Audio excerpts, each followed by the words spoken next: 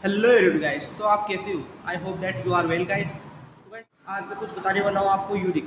Still guys, still बने रहना guys. कुछ यूनिक बता कर जाऊँगा, कुछ अच्छा बता कर जाऊँगा गाइस। आज के छोटी से वीडियो में मैं आपके पास दो वर्ड लाऊंगा। पहला वर्ड है ग्रेविटेशन और दूसरा है ग्रेविटी। इन दोनों में छोटा सा डिफरेंस है, शॉर्ट डिफरेंस है जो आपको भी नहीं पता। इन इन दो शब्दों का, ग्रेविटेशन का और ग्रेविटी का, आपके माइंड में कॉन्सेप्ट है।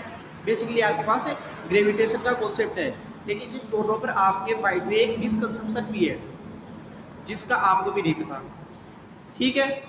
लेकिन रिसेंटली मुझे इस चीज़ का पता चला है कि ये जो ग्रेविटेशन है, गुरुत्वाकर्षण है, इस कॉन्सेप्ट को लेकर सबके माइंड में एक मिसकंसेप्शन होता है जो मेरे भी माइंड में था पहले, लेकिन मुझे भी रिसेंटली इस चीज़ का पता चला है। ठीक है।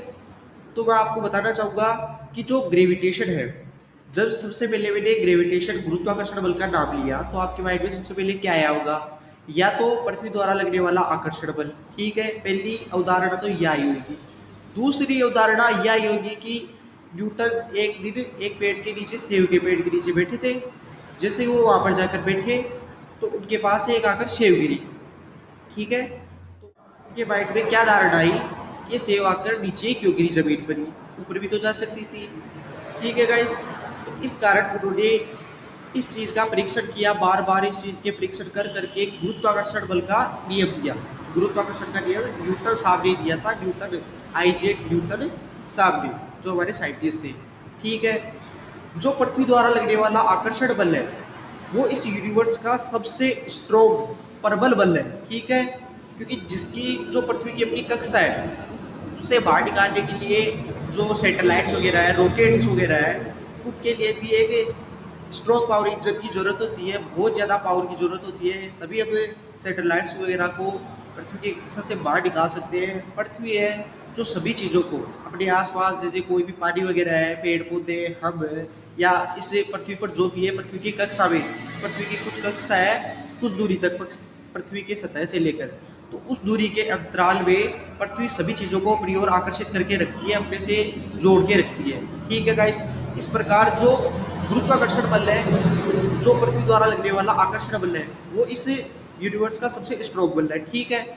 और जो न्यूटन ने गुरुत्वाकर्षण, ग्रेविटेशन की परिभाषा दी थी, उसके अनुसार क्या है कि जो कोई दो द्रव्यमान है गाइस, जैसे कोई भी एग्जांपल फॉर दैट, दो द्रव्यमान है, तो उस कंडीशन में चाहे वो दोनों सजीव हो चाहे वो दोनों निर्जीव हो, ठीक है, या एक सजीव हो एक निर्जीव हो, वो दोनों एक दूसरे को आपस में आकर्षित करेंगे। ठीक है। उस केस में क्या होता है, वो आकर्षण बल बहुत कम होता है, जो यूनिवर्स का सबसे दुर्लभ बल है, सबसे कमजोर बल है। तो गाइस सवाल ये उठता है कि जो गुरुत्वाकर्षण बल है वो और जो पृथ्वी द्वारा लगने वाला आकर्षण बल है वो दोनों अलग है? गाइस अलग नहीं है, लेकिन अलग तो होनी चाहिए, क्योंकि जो पृथ्वी द्वारा लगने वाला आकर्षण बल है वो तो सबसे स्ट्रोंग है, और जो न्यूटन साहब ने दिया था गुरुत्वाकर्षण का बल, वो सबसे से कमजोर बल है। ठीक है गाइस। तो इन दोनों में क्या डिफरेंस है?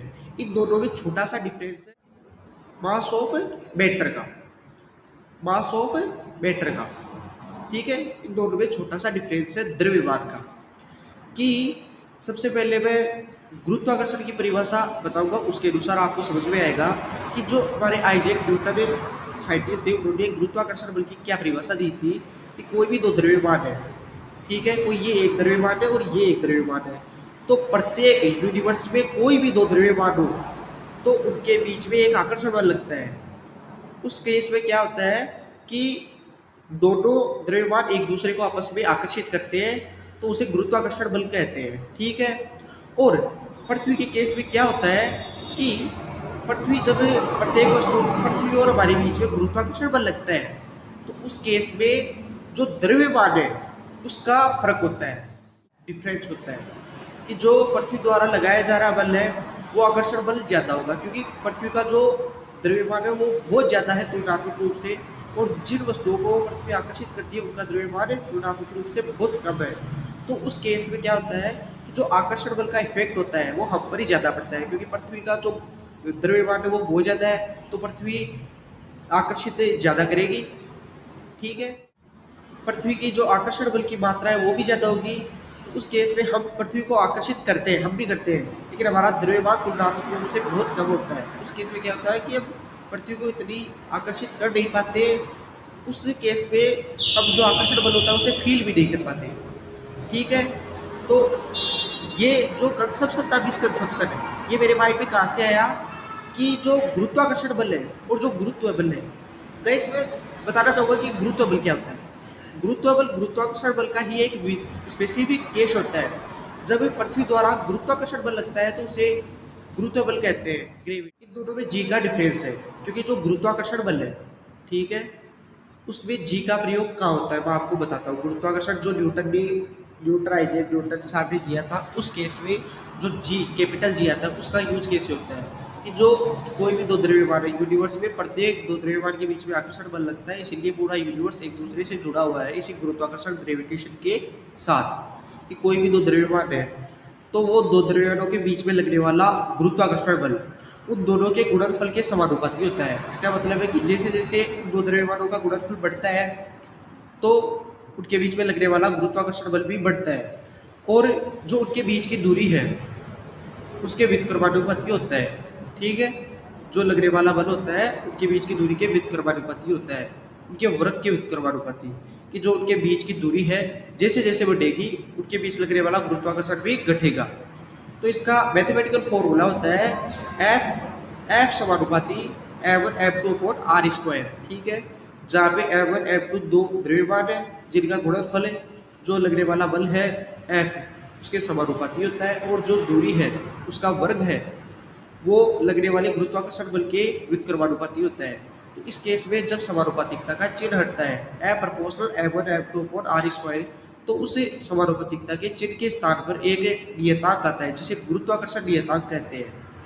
ठीक है, जिसका मान होता है, जिसे कैपिटल जी से डिनोट करते हैं, जिसका मान होता है 6.67 इंटू 10⁻11 न्यूटन मीटर स्क्वायर पर केजी स्क्वायर। तो उसी से मेरे माइंड में ये साइकोलॉजी इम्प्रूव हुई। ठीक है, और जो गुरुत्वाकर्षण बल जब पृथ्वी द्वारा लगाया जाता है उस केस में उसे गुरुत्व बल कहते हैं। उस केस में एक त्वरण उत्पन्न होता है। ठीक है गाइस, उस त्वरण को हम स्मॉल जी से डिनोट करते हैं, जिसका मान होता है 9.8 मीटर पर सेकेंड स्क्वायर। तो गाइस आई होप दैट कि आप समझ पाए होंगे। अगर फिर भी आपको कोई एक्सक्यूज है, कोई कॉन्सेप्ट से रिलेटेड आपको डाउट है, तो आप मुझे कमेंट करके बता सकते हैं। तो मिलते हैं गाइस अपने नेक्स्ट व्लॉग में ऐसे ही नए नए कंसेप्ट्स के लिए, नए नए कंसेप्ट्स को लेकर। तो guys thanks for watching my video.